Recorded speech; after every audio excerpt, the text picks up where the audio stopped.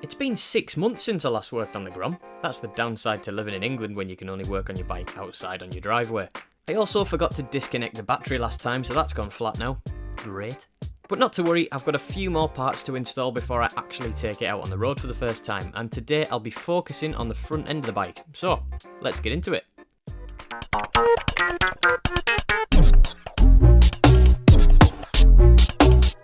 The back end of the GROM is about complete. The rear light, exhaust and stretch kit are all bolted on, and now it's time to turn my attention to the front end.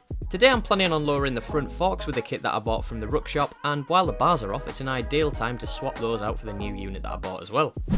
To start then, you've got to remove all of the switchgear and levers from the bars. To drop the levers off, it's just a couple of 8mm bolts on either side to take out, and the assembly just splits into two. So you can just let the clutch and brake lever just dangle out the way.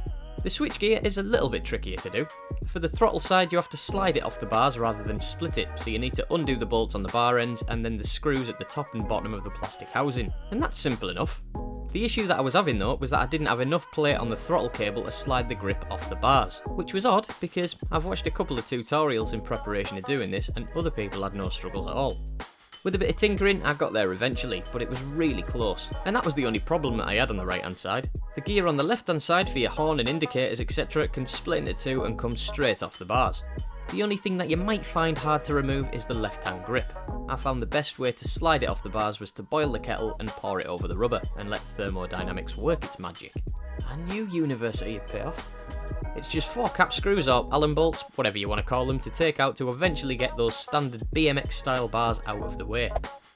Now you've got access to the top of the forks, and to lower them you need a 36mm socket to fit over the top cap.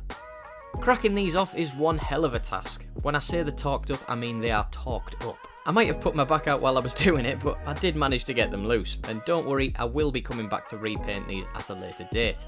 They were already looking a little bit tired before I scratched them up a bit. There's a 17mm nut under the top cap that needs freeing off too, so you can remove everything that you need to.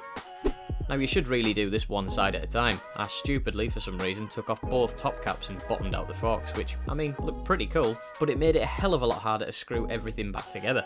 Make sure you seat the springs correctly, screw the riser in place, refit the standard washer and spin the top cap back into position. Once that's done, it should look something like this. Even with the arse end lifted up, you can tell that there's a noticeable difference compared to what it looked like standard, so job's a good one. Now comes the fiddly bit, fitting the bars. So these race style bars are designed specifically for someone who's fitted the lowering kit on the front end, since the new spacers would mean that you couldn't refit the standard bars without a set of bar risers. I did buy a set of risers, but I tried my luck fitting the bars without them to begin with, just because I thought it might look a bit better. The reason I bought them is because I'd heard that you might end up rubbing the bars up against the fairings, but after a quick test I found out that that wasn't the case. The problem that I did run into though was the front brake line. It was too low, and I didn't have enough of an angle to squeeze through the gap behind the plastic headlight, so in the end I eventually just had to fit the bar risers. Once they were all set up, I dropped the switchgear back off to drill a couple of locating holes to stop everything from spinning when you're either twisting the throttle or operating the indicators. Pilot hole first, and a 6mm hole to follow is just right. Taking the bars completely off was a lot easier than wrestling with that throttle cable again on the right hand side. And after a bit of fettling just to try and get the brake lever at the right angle, all the buttons were in the desired place, and it was just a case of repeating the exact same thing on the other side. Measure up where you need to drill yourself a pilot hole, then switch up to a 6mm drill bit and drill again. Once all that's done, refit all of the switchgear on that side. Brake lever next, and finally the grip, which I thought I was going to have to tease on with a mallet to be honest. But as you can see, I pushed it on with one finger, which was a bit of a bonus. And that's it for today. A quick check to make sure the forks didn't bottom out, and away we go. Piece of piss really. Trousers are a bit 80s though, aren't they? Jesus. It's 2 inches lower on the front end now, and the seating position has completely changed since the bars have dropped right down too. I am well impressed with how it's turned out. The bars look awesome and the ride height is just ridiculous now. I'll see how I get on with a static setup. I'm still thinking of switching up to air ride, but we'll see how it goes.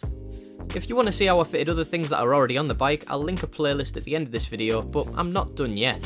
I've still got a set of fairings to fit before I eventually take all the plastics back off and wrap it. If you want to stick around to see that, you can always subscribe to make sure you don't miss out.